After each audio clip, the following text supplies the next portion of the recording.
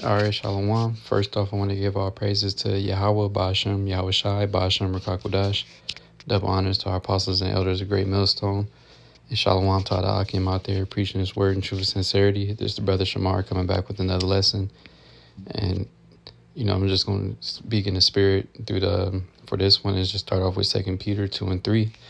2 Peter 3 and 10, I mean. It says, "But the day of the Lord will come as a thief in the night, in the which the heavens shall pass away with a great noise, and the elements shall melt with fervent heat. The earth also and the works that are therein shall be burnt up." Yeah, and that day of the Lord is getting ready to come. It's right around the corner, and it's going to come as a thief in the night. All right, these people in the world, in America, that's the last thing they expect to happen. All right, is all the works that are therein being burnt up. Everything that you see here in America literally getting burnt up like in Sodom and Gomorrah. There's literally nothing left, and the same thing is going to happen here.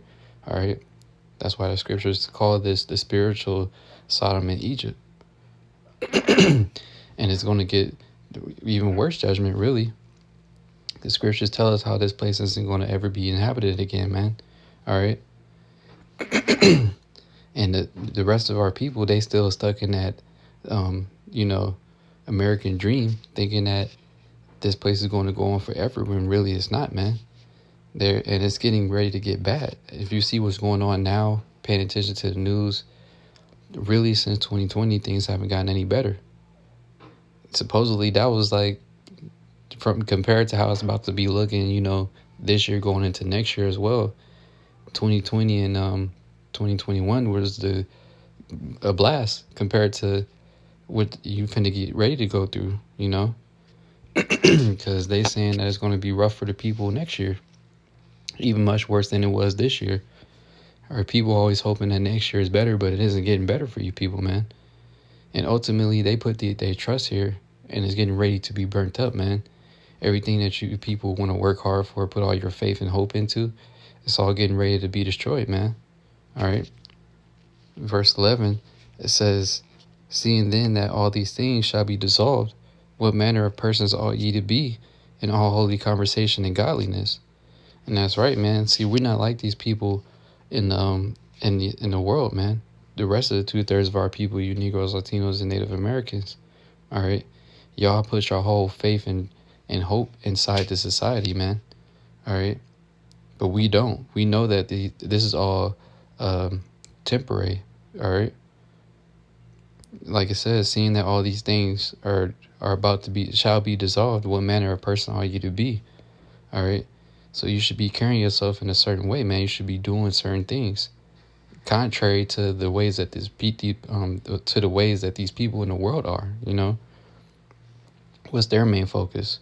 Going out partying, investing in America, trying to so-called build generational wealth. Now that's the new hype. All right, everybody trying to be an entrepreneur, build themselves up in Babylon, basically, when this is supposed to be your captivity. And ultimately, it's all getting ready to collapse and be destroyed, But that isn't their mindset. Their mindset is that this place is going to continue to go on, and they're going to be able to build themselves up within the society, man. But we're not so, as far as our mindset. All right, we know that these things are getting ready to be destroyed. All right, and we see us seeing that, we're moving contrary to the ways of this world, man, contrary to the ways of these people. All right. Like I said, I'm gonna get a precept real quick. They put all their hope and faith in this society. They storing up their treasures here. All right. But we don't. We understand that our real treasures are stored up in heaven, because that's what's going to be able to protect us in the times to come, man. All right. Because gold and silver and all your riches ain't going to deliver you in the coming destruction that's coming to America. All right, but the ones who put their faith and hope in Yahweh Shem Yahweh Shai and have this knowledge, wisdom, and understanding, that's what's going to deliver you in the times that are coming. All right. So I wanted to get this real quick in Matthew 6, and I'm going to start at 19. It says, "Lay not up for yourselves treasures upon earth, where moth and rust doth corrupt, and where thieves break through and steal." And that's the masses of our people do. All their riches and treasures is stored up upon earth. You go about building generational wealth, buying things tangible things that can be taken away from you ultimately. All right, everything that you have in this society can be taken away from you at any moment. Doesn't matter if you saved up your personal money and bought it. Esau could just come and take it from you still. You don't have any say so. He can cut you out, cut you off from being able to do business. You're seeing that even though it's a setup, you're seeing that with the whole, Ye situation going on. All right. You being excommunicated from being able to do business if he wants to cut you off that much to that extent. So you can't. You're not able to lay up treasures here, man. Like it says, lay not up treasure for yourselves treasures upon earth where moth and rust doth corrupt and where thieves break through and steal. Because they could break through and steal your money here. It doesn't matter if you have it in a safe or you have it in a house or whatever you want to get, man. It could always be taken from you at the end of the day. All right. It says, but lay up for yourselves treasures in heaven, where neither moth nor rust doth corrupt, and where thieves do not break through nor steal. For where your treasure is, there will your heart be also. All right, because the treasures that we have, spiritual riches, they can't be taken away from us because it can only be taken away by the same person who gave it to us, and that's by Yahweh Shem Yahushai, man. All right, so it's not any person, physical man, so to speak, that can take your spiritual treasures away from you, man. All right, the only one who could take it away from you is the same one who gave it to you, which is Yahweh Shem Yahushai. And like it says in verse 21, for where your treasure is, there will your heart be also. And that's where you see majority of these people's heart is at. Where is their treasure at? It's laid upon earth, earthly riches. And that's where their heart is. That's where their mind is. Focus on getting things as far as pertaining to the earthly riches. They don't care about the spiritual aspect of things. All right. And they don't ultimately understand that all those things that they're trying to store up for people that want to be into generational wealth or entrepreneurs, be a millionaire, whatever your aspirations are, it's all going to be taken away from you ultimately because this world is coming to the end. All right. And Esau is going to take everything away from you. He could take anything away from you at any moment. All right. And you're going to see that in the near future when all hell breaks loose, man. All right. But like I said, our treasures are up in heaven, man. And that's where our heart are. Like I said in verse 21, where your treasure is, that's where your heart will be. So our treasures are stored up in heaven, man. And that's where we focus on the things to come. Because we understand, like I was reading in 2 Peter, the 3rd chapter, that all these things are getting ready to be dissolved. We understand that this isn't forever. This is temporary. Also, that this is going to happen in our generation, man. This isn't going to be happening, 2 or 3 generations down the line. No, this is that generation. Like it says in Matthew, the 24th chapter, if the time wasn't sped up for the elect's sake, it wouldn't be any flesh to be saved, man. And you could see that from the way that Esau is coming with all his technology, witchcraft, and everything he's pushing. If the society was to continue on another 30, 40 years or however long, right, it would be no flesh to be saved, man. He has to be taken down. This place has to go. All right. So we're not invested in this society, man, like the masses of our people. All right. We're invested in Yahweh Shem Yahushai wholeheartedly because that's what we're looking forward to, man. All right. But I'm going to jump back into 2 Peter 3 in verse 12. It says, looking forward and hasting until the coming of the day of Yahweh Shem Yahushai, wherein the heavens being on fire shall be dissolved and the elements shall melt with fervent heat. And that's what we're looking forward to, man. Because we understand, like it tells us in 2nd Ezra, the 6th chapter, that Esau is the end of the world and Jacob is the beginning of it that followeth. Not meaning that this whole earth is going to be destroyed. It means that his rulership is coming to an end. All right. So when this happens, the heavens being on fire and wherein the heavens being on fire shall be dissolved and melt with fervent heat. That doesn't mean that the whole earth is going to be destroyed. That just means that Babylon is going to be destroyed, and it's going to go out with fire. The scripture said that the first time the earth was destroyed by water, the second time is going to be by fire. And that fire is going to become by that nuclear fire, man. Or World War III, which is right around the corner as well from happening. You're seeing the stage being set for that with these other nations slowly being pushed to come together through the Spirit to rise up against Babylon, you know? And this is what we're looking forward to, like I said, because we understand that when Esau goes down, that's when righteousness is going to be established upon the earth. Our kingdom is going to be established upon the earth in righteousness, you know? But continuing on, it says, nevertheless, we, according to his promise, look for new heavens and a new earth wherein dwelleth righteousness. And because that's not here, man. All right. This isn't our place of rest because there's no righteousness here. This is all corrupted. It literally destroys you living in this society, man. Here it is. Technology is the most advanced it's ever been, but health and mental health, physical health, and morality and all these other things that are at an all-time low. So that's the complete opposite of what you would expect it to be. All right. With everything being so advanced and whatnot, you would think that people would be on a high level as far as knowledgeable, caring about their health, this and that, all right, not being depressed and everything. But no, you have the complete opposite. Here it is, we have all this technology at the palm of your hands with your phone.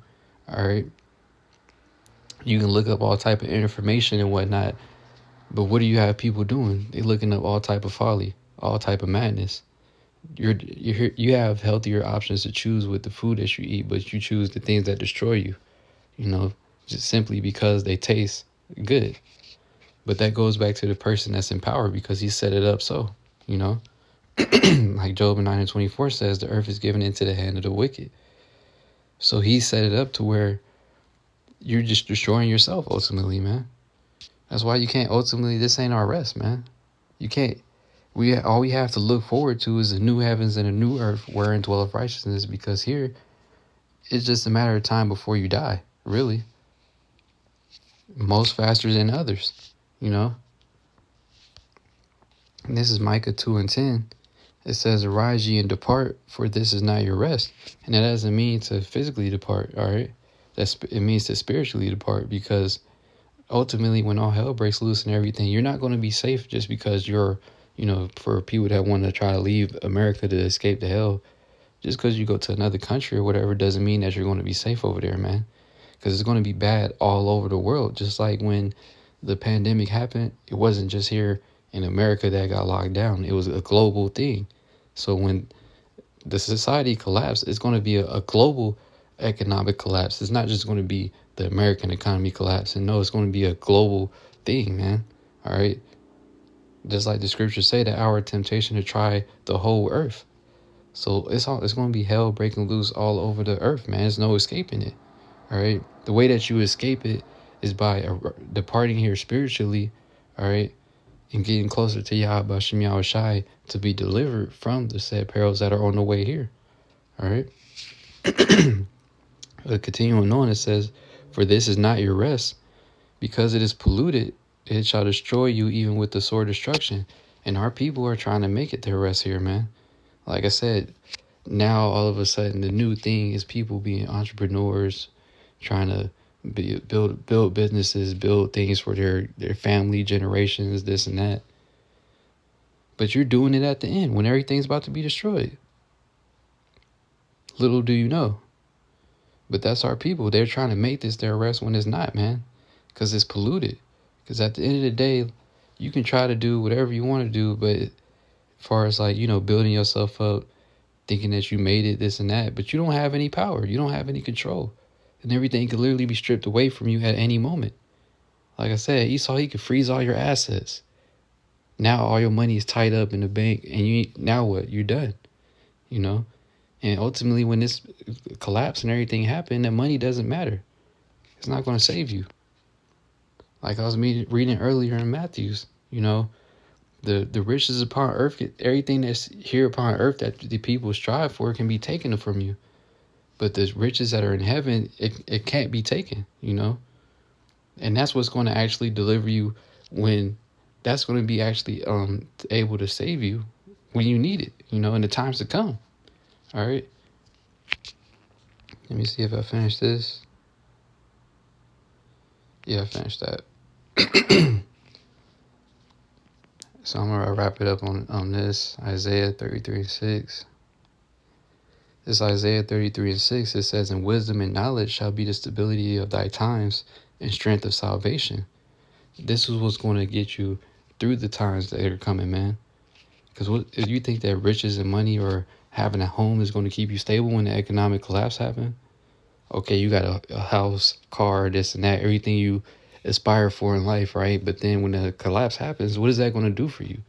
Here it is, you got a home and everything else that the average American strives for, but then you can't even provide for yourself no more. It's not even safe to go outside. People try to break into your home to see what you got.